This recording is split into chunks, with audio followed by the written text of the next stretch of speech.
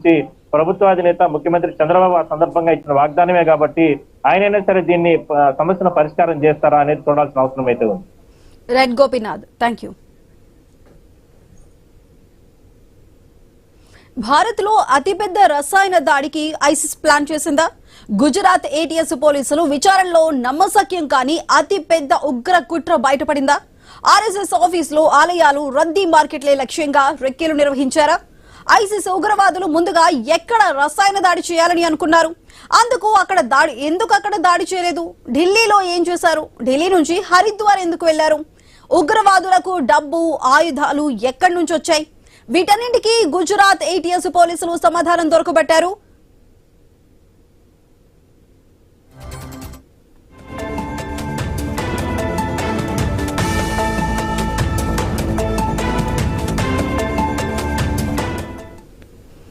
ఈ నెలలోనే గుజరాత్ ఏటీఎస్ పోలీసులు చాలా నాటకీయ ఫక్కీలో 3 వ్యక్తులను అదుపులోకి తీసుకున్నారు. వారు భారత్ లో ఐసిస్ తరహాలో ఉగ్ర దాడులకు కుట్రలు చేస్తున్నట్లు తెలుసుకుని అవాక్కయ్యారు. పేలుడు పదార్థాల జోలికి వెళ్లకుండా బయోవార్ ఒక్క తరహా ప్రమాదకర రసాయన దాడికి ప్రయత్నిస్తున్నట్లు తెలుసుకుని మరింత లోతుగా దర్యాప్తు చేశారు.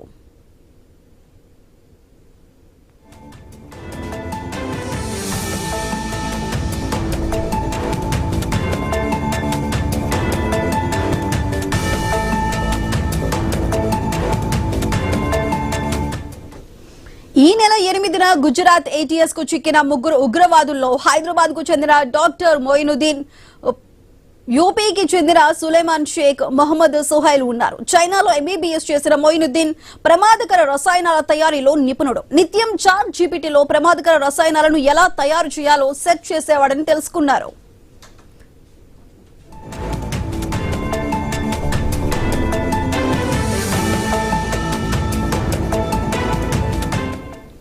ఆమదం గింజల నూనె నుంచి నూనె తీశాక వచ్చే పీపీతో రెజిన్ తయారు చేసి దాని ద్వారా రసాయన దాడి చేయాలన్నది ఉగ్రవాదుల కుట్ర. ఇందుకు ప్రయత్నాలు ప్రారంభించారు. చేతిలో ఆయుధాలు, డబ్బు కావాలని పాకిస్తాన్, ఆఫ్ఘనిస్తాన్ లోని ఐసిస్ హ్యాండ్లర్లతో సంప్రదించగా వారు రాజస్థాన్ లోని భారత్ పాక్ బోర్డర్ లో డ్రోన్ల ద్వారా వాటిని సమకూర్చారు. పాక్ నుంచి డబ్బు అందగానే రెజిన్ తయారీలో నిమగ్నమయ్యారు.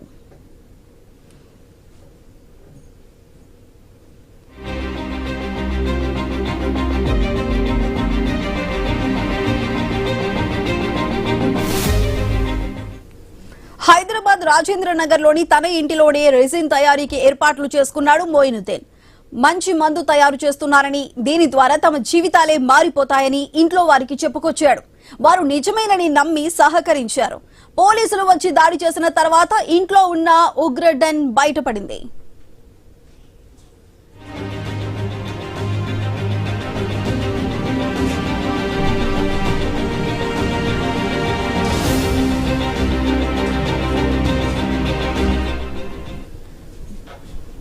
రెజిన్ అనేది సైనైడ్ కంటే 6000 రెట్లు ఎక్కువ ప్రమాదకరం. రెజిన్ దాడి జరిగిన 4 నుంచి 6 గంటల్లోనే ప్రభావం చూపెడుతుంది.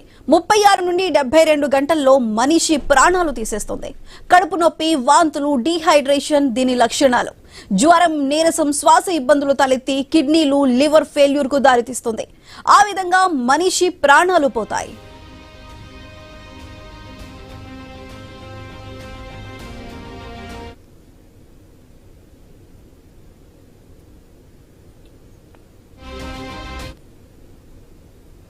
ప్రపంచ వ్యాప్తంగా 1978 నుంచి 2025 వరకు రెజిన్ తో 40 పెద్ద దాడులకు ప్రయత్నాలు జరిగినట్లు చరిత్ర చెబుతోంది. భారత్ లో ఇప్పటి వరకు రెజిన్ దాడులు లేవు. ఐసిస్ మాడ్యూల్ తొలిసారి భారత్ లోకి రావడంతో ఉలిక్కిపడిన పరిస్థితి. గుజరాత్ ఏటీఎస్ పోలీసులకు చిక్కిన సులేమాన్ గత 7 నెలలుగా లక్నో ఆర్ఎస్ఎస్ ఆఫీస్ పై రెక్కీ నిర్వహించాడు. అహ్మదాబాద్ పండ్ల మార్కెట్ లోనూ రెక్కీ చేశారు. ఢిల్లీలోని ఆజాద్పురా మార్కెట్, హరిద్వార్ ఆలయాలపైన ఫోకస్ పెట్టారు.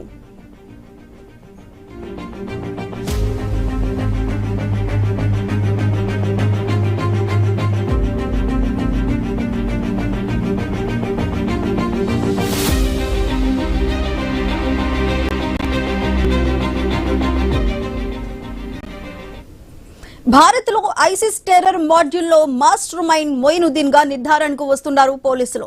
భారత్ లోని స్లీపర్ సెల్స్ తో టచ్ లో ఉన్నట్లు సందేహిస్తున్నారు. ఆఫ్ఘన్ లోని ఐసిస్ ఉగ్రవాదులతో నిత్యం సంప్రదింపులు జరిపినట్టు గుర్తించారు. తొలుత రసాయన దాడి చేయడానికి జమ్మూ కాశ్మీర్ లోని బారాములా వెళ్లిన సులేమాన్ అక్కడ ఎలాంటి లక్ష్యాలు కనిపించక ఢిల్లీ వచ్చేశాడు. ఢిల్లీ నుంచే హరిద్వార్ వెళ్లి పెద్ద పెద్ద ఆలయాలపై రెక్కీ చేశాడు.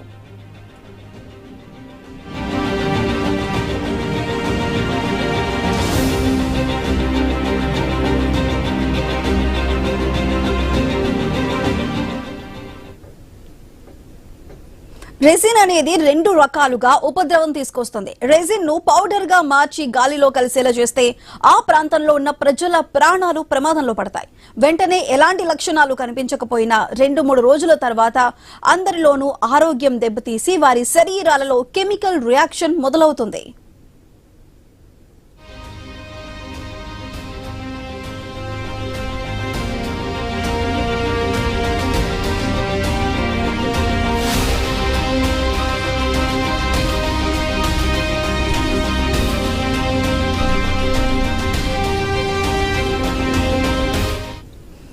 రెసిన్ ను నీళ్లలో కలిపిన ఇంజెక్షన్ రూపంలో ఇచ్చిన మరింత ప్రమాదకరం. ఇది నీటిలో చాలా ఈజీగా కలిసిపోతుంది.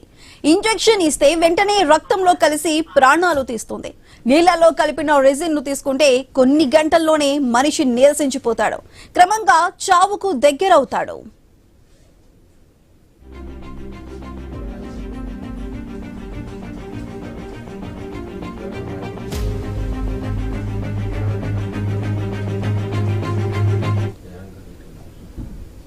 రెసిన్ ను యుఎన్ఎస్సిఆర్ బ్యాన్ చేసింది. భారత్ లో కూడా రెసిన్ ను ప్రొక్యూర్ చేయడంపై నిషేధం ఉంది. అయినప్పటికీ దేశంలో రెసిన్ చాలా సులువుగా దొరుకుతుందని తాజా ఘటనలు రుజువు చేస్తున్నాయి. 1978లో రెసిన్ దాడిని తొలిసారి గుర్తించారు. దీని ఆధారంగానే బల్గేరియాలో పాత్రికేయుడు జార్జ్ మార్కవ్ ను లండన్ లో హత్య చేశారు. అదే ఏడాది పారిస్ లోను మరో మర్డర్ వెలుగు చూసింది. 1980 దశకంలోనూ రెసిన్ ను బయో అస్త్రంగా చేసుకునేందుకు ఇరాక్ ప్రయత్నించిందనే వాదన ఉంది.